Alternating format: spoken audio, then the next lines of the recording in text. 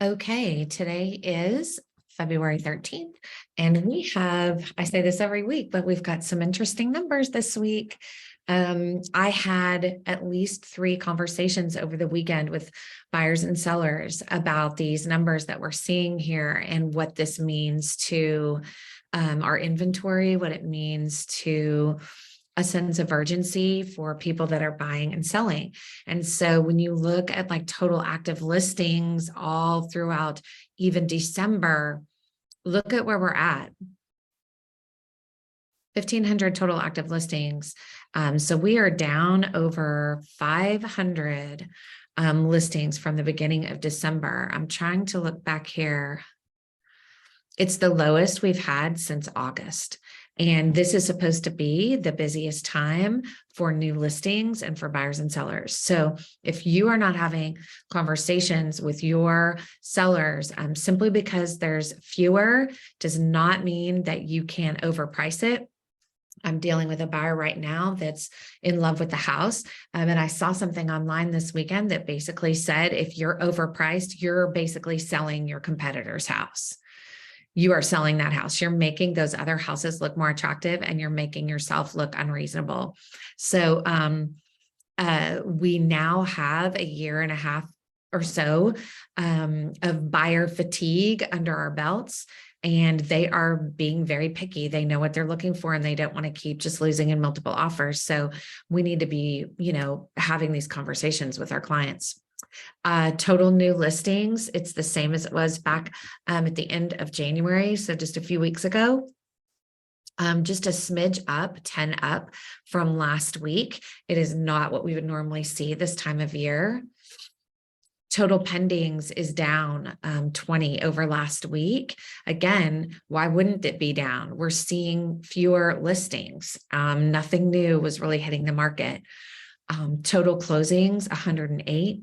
That's down. It's just been kind of fluctuating here, but look at December, which is normally like quiet, and look at February. So closings, though, tend to be a reflection on what went under contract about the beginning of January. So when we see these being down here, this makes sense.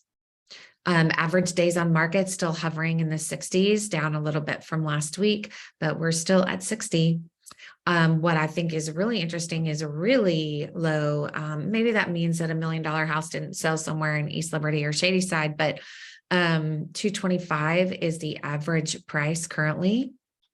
We're hovering right at similar number as last week for a number of price reductions. Actually, that's not surprising. I think sellers are going to be just hanging in there. We do have a bit of a dip here in sales price to list price ratio. So I am using this when I'm talking to my sellers regarding price reductions. And I think we've talked about this before. This is roughly a 4% difference. So if I'm priced at a certain amount in Shadyside and I can see that the sales price to list price ratio is maybe 96, I might consider a 4% reduction to get down to where the average is. We have fewer expireds, which is interesting. I think that's going to be a number that we watch closely as well. This is the first time we've really seen the number go up here of agents. We have 7 more agents in the MLS than we did last week. And interest rates have gone up just a smidge. We're at 6.625 currently.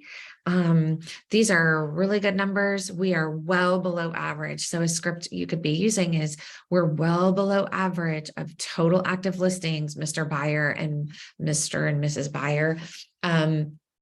We're well below. So anything new that hits the market, we're going to need to pounce. We've been saying that for a year and a half anyway. But if you want to see more listings, we might need to increase our search grid.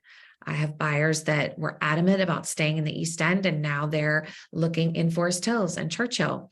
So that's a script you can be using with your buyers. The only way to increase the amount of listings they're going to see is if they're flexible on the area that they're looking at.